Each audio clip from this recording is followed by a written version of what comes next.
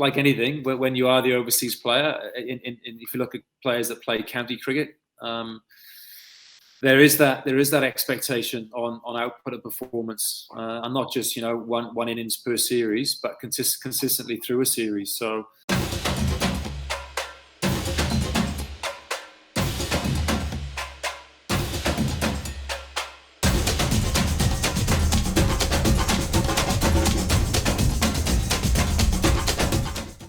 Good afternoon, everyone. This is Blankendal from the Caribbean Sports and Entertainment Management Group. I'm here today, solo at the moment. I want to say a good afternoon to my friend and co-host and the actual founder of the platform, Mr. Vernon Springer.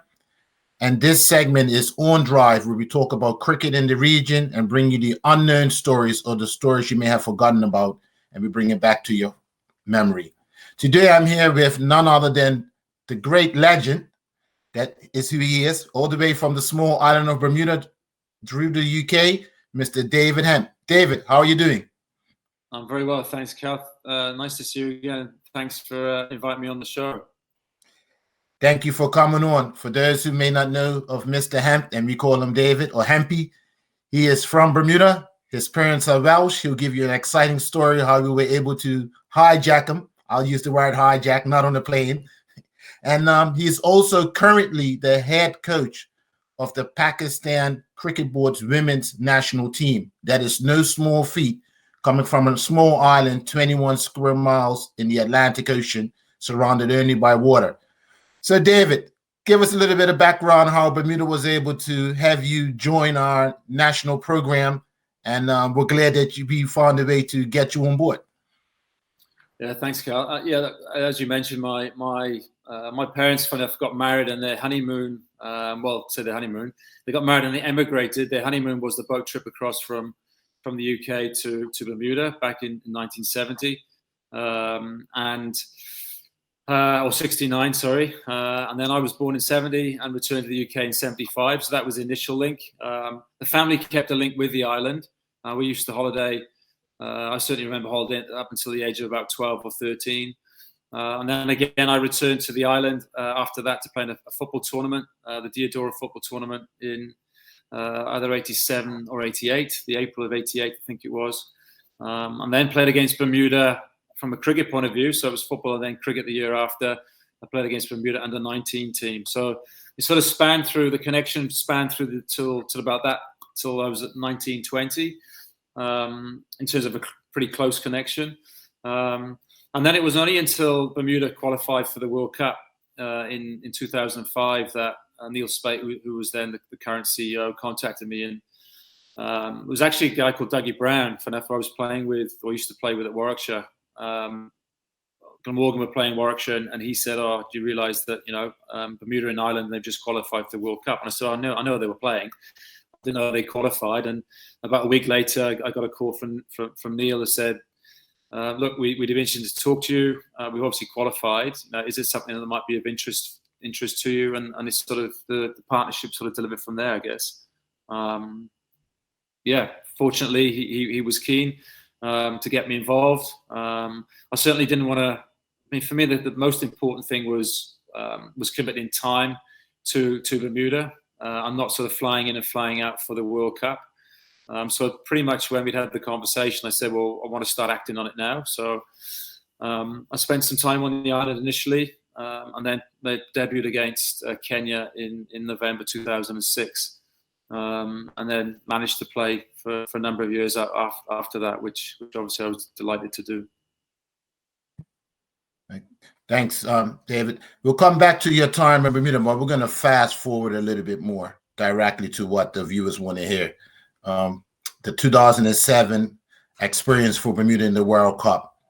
Once you found out that Bermuda had qualified, what was going through your mind, since you were playing in the UK and most persons in the UK want to represent the United Kingdom or England in such a magnificent event or tournament, but now you were going through the unknowns, the minnows, Bermuda.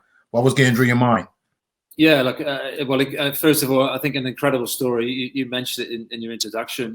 21 square miles to be able to get a team that qualifies for the World Cup from such a small population, but also such a small playing area. And I think that was the first thing. But again, Am I surprised? No, because and then not seeing the Bermuda side in great detail before meeting up with the players, but having seen enough to know that it was obviously natural talent and gifted people on the island anyway.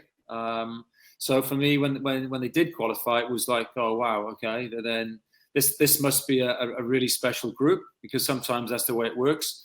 I know that there was a previous team. Arnold Manders talks about the team that he played with that just missed out on qualification. That a few years, obviously, 15 or 20 years earlier than that. So was I surprised? No, but obviously yes, because it was such a small place, and to get to that stage provided a wonderful opportunity, not just for us as players, but I think also to get to put cricket on the island back in the spotlight. And what was exciting for me was, what could happen to cricket on the island after that. And I think that probably is the biggest challenge that all associate countries face, is when you put money and resource into teams, into squads that do well and get to World Cup stages, is how you then manage it after that, because you want to have that continued success. So how do you build that? Because, as I said, naturally gifted players on the island, naturally gifted. You only got to see them kicking a football around, know that they got some natural ability.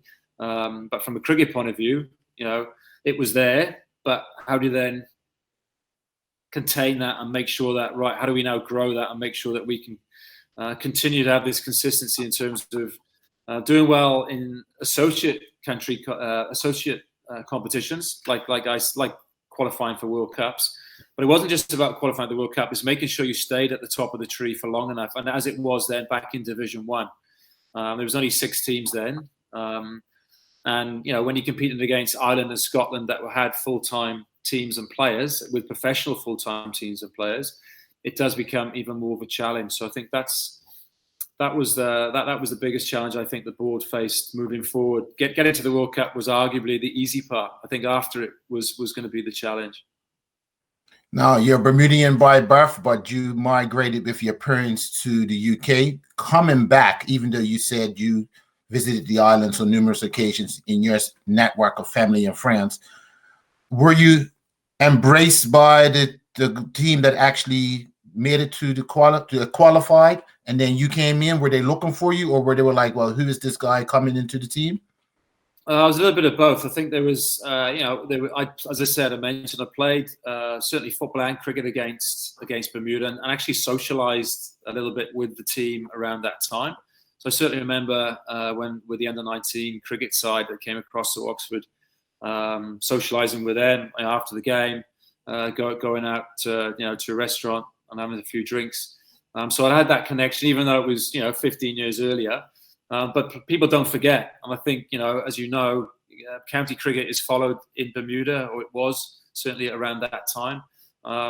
So people knew that I was playing county cricket, and when I got back, I was certainly welcomed into the fold, which was fantastic from my point of view. Obviously, Gus Logie was coach, and again made me feel very welcome and a part of what the team was doing, and what we would try to do moving forward after the World Cup. So I've no issue at all. I think it was all the players that I've come into contact with at the various stages when they've come in and out have been great. So that was never an issue or a panic for me. So no issues integrating into the team. So the next question will be, we have the professional coming from county cricket. His job is to make sure he makes a century every game. Did you feel any pressures on your shoulder being the pro player? Yes, I did at certain times, and that wasn't. I think only because you're coming in. There is that expectation because you are a full-time professional, so that just goes with it. But we had enough match winners and good enough players that I didn't panic about it or worry about it. That was just me sort of worrying, well, I have to perform. In terms of the team performing, we had some very talented players, very talented ball strikers, and it's. But like anything, when you are the overseas player, if you look at players that play county cricket, there is that expectation on output and performance, and not just one innings per series, but consistently through a series. So there was a little bit of that, but it wasn't placed on me by the players or by Gus or David Moore or Arnold Manders at all. It was just come out and play and train as you know how to, and try and be a role model, I guess, for some of those, especially those younger players, in terms of the approach, in terms of training, how to play the game, in terms of how I went about the game, have discussions with players. For me, that was just as important as scoring runs in the middle. It was what you're doing off the field in terms of that preparation, how you're helping players improve individually and collectively. And it's not just my role; it was everybody's role. Because that's what we're there for, is to win games of cricket. But I saw that as a really important part of my job and my role, not just the scoring as many runs as I could. Coming out of the pro environment back to Bermuda in an amateur environment, what was that transition like, where you were probably used to different types of scheduling and training, and now coming into the amateur environment where you had to wait till some of the players were available due to maintaining their lifestyle and income? Was that something you had to get used to? Yeah, it was something to simply, I think, more so with Bermuda, and not so much with some of the other associate countries that I'd sort of played against in the UK, because Holland, Scotland, and Ireland, for example, played in the county system. So you were seeing them, you knew that they were full time. But obviously, you shift to Bermuda, and the guys are working. They're jumping on their bike at 4:30, trying to get to nets at 5, and so it's a different environment. I guess the key thing is for me was you have to accept that, because that's reality, and then not to get too down about it. You come up with a solution. This is what's happening. How can we make this work to the best of our ability, and in terms of the resource that we have available and the training times we have available. But for me, it was just trying to constantly talk to players and say, look, you're talented and you have ability, but can you try and make the most of this and sell the dream that if you're performing well, especially Bermuda players that have access to British passports, and if you're playing well on ICC stages in qualifying tournaments, there's no reason why you can't actually potentially pick up a county contract and play some second 11 cricket, even if it's for a year or two. Try and make it a genuine career path. And I think that's what certainly what I was trying to push with some players that I felt that had that potential. As you know, Stephen Outerbridge and Jacon Edness, Stephen Kelly, all got educated in the UK through the program, played some for Cardiff University, so played against counties, and they had exposure to that. I think that experience, being away from Bermuda, would have helped them anyway, but certainly playing that level of cricket, when they came back, they again were trying to sell that to the playing group, saying, listen, how we train, how we practice, can we maybe look at things slightly differently to get the most out of our sessions, because you don't have a lot of contact time. So the most important thing is when you have a limited contact time, you're making the most of that, of the time that you are training. And then sometimes maybe think differently about your game and not try and be a 360 batter. If you haven't got time to do that, just nail down the 3 or 4 things that you do really well and become really good at that. I think that's the sort of things that we sort of talked about. But for me, it was just, this is reality. This is what we're at. How do we make it work to the best of our abilities to give us the best chance of performing well in those major competitions? I'm not talking about World Cups, the qualifying competitions, because those were our World Cups in essence. When your body is challenged, it burns fuel and energy. Respond to every challenge with Altitude Sports Drink. It replenishes, restores, and prepares you for the next level. Altitude is uniquely formulated with an electrolyte blend and magnesia available in fruit punch, blue frost, and grape. Altitude. Raise your game.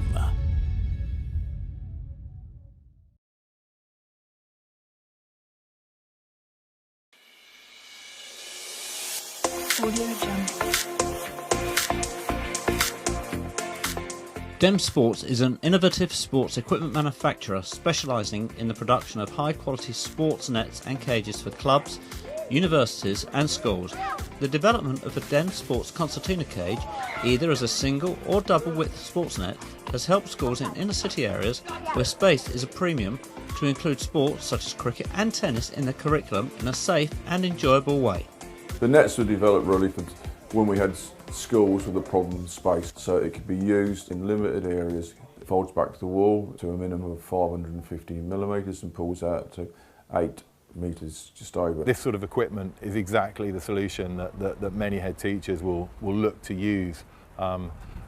It is space saving, it is easy to operate, it is relatively low cost, and again the impact of having provision within the school grounds is a real plus point. DEM Sports are the world leaders in sports nets for schools. They have a range of net sizes to suit all spaces and can custom build whatever you require. For more information on how we can help you transform your play space at school safely, quickly and affordably, contact DEM Sports for details.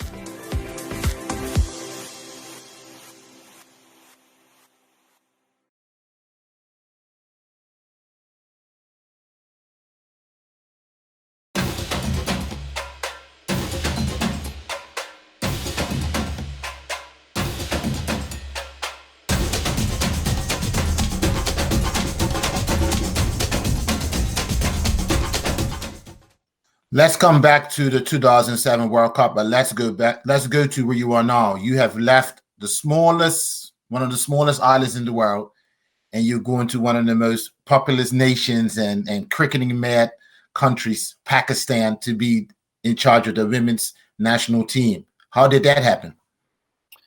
Yeah, I certainly didn't see this this particular role coming up. It happened a little bit by accident. I've as you know, because I caught up with you by accident in Melbourne. Our families, we've been in Melbourne for nearly 9 years now, or coming up 9 years. I've worked for Victorian cricket, so the Cricket Victoria for 5 years. And I was also part of the Melbourne, I was head coach of the Melbourne Stars women's team. So that was my role for that period of time. This finished, I finished my contract with them about a year and a half ago. So COVID had just struck, so I was a little bit in limbo. I was looking around for opportunities. I contacted Wasim Khan, who was then the current CEO, because I'd seen a job advert based in Lahore as part of the Pakistan high performance coaching staff. So I sent him a quick message and said, I've just seen this advert. Is it genuine? And he said, yeah, it's genuine. It's real. He said it's for a role in Lahore based as one of the high performance coaches. And he came back straight away. Again, he was honest. Obviously played with and against Wasim, so I know him and known him since I was 19. And he said, look, we are looking for a Pakistani to fill that role simply because it's a role dealing with majority of those players, of the type of this particular type of players. And I was like, okay. He said, but the women's head coaching role is we're going to advertise that in a month's time or 6 weeks time. So. Have a think about it. Once we've done the job description, we'll get in touch and it'll be out there. And if you're interested, I can put you in touch with a couple of people to find out more about the role. And that's how it started. So the role, the advert came out. So I looked at it and I thought, let's put my name in the ring and see what happens. And fortunate, I was lucky to get an interview and then even lucky to get the role. So very pleased for the opportunity. Been here a year now and loved every minute of it. It's been difficult with COVID in terms of being away from the family, but for a lot more extended periods than I would have liked. But certainly enjoying what I'm doing at the moment. And how is it going now that you're actually there? The performances or the expectation level from the board and yourself. How do you feel you're managing the role? Yeah, look, I think the female game is growing. Certainly in my experience working in Australia with it, it's grown incredibly over the last, or certainly 2 to 3 years. I think it's gone to a different level again from where it was. It's fast tracked really quickly. I think the Women's Big Bash in Australia was the catalyst to that, certainly in Australia. and it's helped development of women's cricket in England, in South Africa, and New Zealand, because majority of the players from those teams have actually had experience of playing in the Big Bash. In terms of Pakistan, we haven't had that exposure. We've only had one player, Nida Dar, who played with the Sydney Thunder 3 seasons ago. So we've only had one player that's been exposed to that type of environment and those types of competitions. So that's a little bit of a challenge in itself. But for me, a little bit with which I mentioned with the Bermuda national side, the men's team that I played with, there's lots of natural skill and ability in Pakistan. We don't have a great player pool at the moment in terms of depth. So we're looking at that in terms of increasing that depth and looking to develop a full-time domestic program. At the moment, so we just run domestic competitions as opposed to being a fixed schedule of competitions like county cricket or like the Shield cricket or the WNCL. They call that the women's version in Australia, as an example. So we're looking at that in terms of trying to increase the depth. But in terms of the squad of players that we have sort of 27 on our sort of short list. There's lots of natural ability and skill within that. The challenge now is transitioning what I would call from a semi-professional environment, if you like, because the girls aren't in all the time. Even though we do have players on full-time contracts, it's how we manage that into a side that can compete at World Cups and contend for semi-final spots. So you expect them to compete because you're at a World Cup and you're an international team. But how do we genuinely contend for World Cup semi-final positions? And I think that's been the sell of the board when I arrived. That was the vision, and which I think is achievable. It might take a little bit of time, but I certainly think that the skill level of the players is here. It's just, can we put enough systems in place that help us achieve it? Now, the last year has been a bit of a challenge simply because of COVID, and we have had 2 tours. We went to South Africa in January, and then we went to the Caribbean in June. So we've had 2 tours against sides that are ranked higher than us. We lost both those series, but we won games on that series, and we played very well in certain games on that series. So we know that we can compete with teams ranked higher. But again, the challenge is doing that consistently. We have unfortunately had, on the way back from South Africa, we went to Zimbabwe. We played 1 game, but we had to return because of COVID. So we missed out on match opportunities there. And there have been 3 other series that we've had earmarked and in the pipeline that again have unfortunately been cancelled last minute. So that's been a bit of a challenge, because you need to play as much as you can to get better. You want your players to be exposed to pressure situations. So yes, you can try and create these in training environments and on camps, which we do or try to do. But it doesn't beat playing against proper international opposition. So hopefully now, with the world getting vaccinated, that means there'll be a little bit more freer movement. We won't be getting the outbreaks and spikes that we're getting, which will mean that we can get some more cricket in. Your first opportunity to test yourself as the coach against international competition in a tournament, would that be the upcoming ICC Women's T20? In a major event, in a major qualifying event, yes. Obviously we had the tour, as I said, to South Africa and the West Indies earlier this year. But this tournament in 6 weeks' time, or less than that now, is the first major event would have taken a team to. So I'm certainly looking forward to it. There's going to be 10 teams in Zimbabwe. Ourselves, West Indies, and Sri Lanka are ranked 1, 2, and 3 within that group. So ranked 6th, 7th, and 8th in the female game. And then you have the USA, PNG, Zimbabwe, Ireland, Holland, Thailand. So there's going to be some good competition. I'm certainly looking forward to getting back to Zimbabwe and seeing what we can do as a group. Let's take it back to Bermuda. You arrived, represented the national team, had the success. You've been back once or twice on the island for visits, etc. I am the executive director of the board for the last 2 years. Do you still follow local cricket at all? I certainly follow Cup Match and what's happening in there. And again, when Bermuda are playing national side. I do look to see how how they get on. So the interest is still there. I think it always will be. I think whenever I hear Bermuda mentioned on the news, I have a quick look or read through an article, whatever it might be. I mean, that's just, my dad sends me stuff all the time. So the family is still it was a part of our lives for a period of time, and mine as a player. And not just a player, I was fortunate to captain the island as well, which was an incredible honour. So for me, I do feel it's still an affiliation there. Unfortunately haven't been able to get back. The family's talked about, can we get there again at some stage on a holiday? I don't know when that would be, but I certainly love the island, as most people do when they visit. But I too try to keep up as much as possible with what's happening there.